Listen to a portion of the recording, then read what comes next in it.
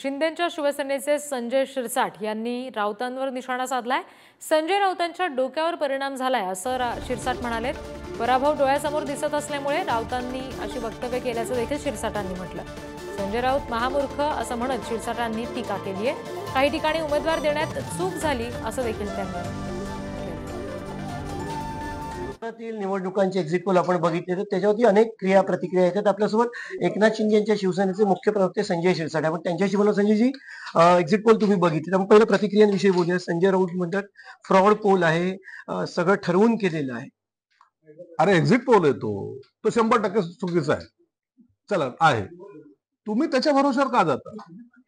तुम्ही तुमचं मत मांडा ना। एक्झिट पोलने त्यांचे अंदाज वर्तवले, त्याच्यात मध्ये कमी जास्त झाले तर एक्झिट पोल मध्ये आम्हाला कुठे कमी दाखवले, कुठे जास्त दाखवले। मग आता आम्ही दगड घेऊन तुमच्या चॅनलवर यायचं? असं नसतं।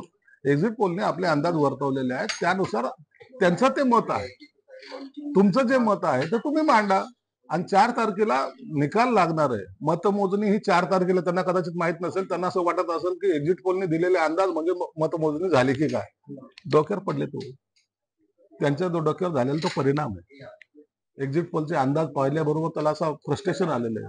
संजय राऊतांना वाटतं 310 जागा महाविकास आघाडीला मिळतील आणि महाविकास आघाडीची सत्ता येईल देशामध्ये। आता हे कोणताही जगातला मूर्ख माणूस जरी असला, त्याला जरी विचारलं तर तो सुद्धा आज म्हणेल की मोदीचं सरकार येतंय। पण हा महामूर्खाला समजवणार कोण? म्हणून यांच्या या स्टेटमेंटवर लोक फक्त आता हसतात, दुसरं काही करत नाहीत। मुंबईचा आणि महाराष्ट्रात तुमचा संजय शिरसाटांचा अंदाज काय आहे? तुमचा एक्झिट पोल काय निकाल लागेल? हे बघा, आमच्या जागा 35 क्रॉस करून जाणार आहे।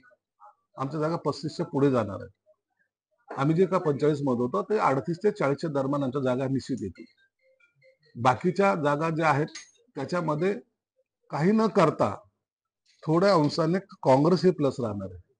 कारण की गेल्या वेळेला त्यांची एक जागा होती, त्यांच्या जागेमध्ये जी काही वाढ होणार आहे तो त्यांचा असलेला बोनस आहे।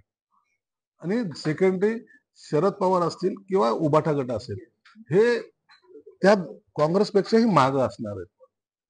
म्हणून फायदा जर काय महाविकास आघाडीत झाला तर तो काँग्रेसला होणार आहे।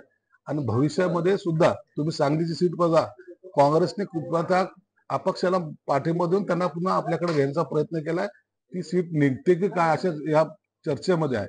म्हणून आता उबाठा गटाचं हालत जी आहे अत्यंत खराब झालेली, जे आम्ही सांगत होतो की यांच्याबरोबर जाऊ नका, त्याचा आता अनुभव त्यांना यायला लागलेला। कॅमेरा पर्सन नितीन सोबत पंकज दळवी, पुढारी न्यूज, मुंबई।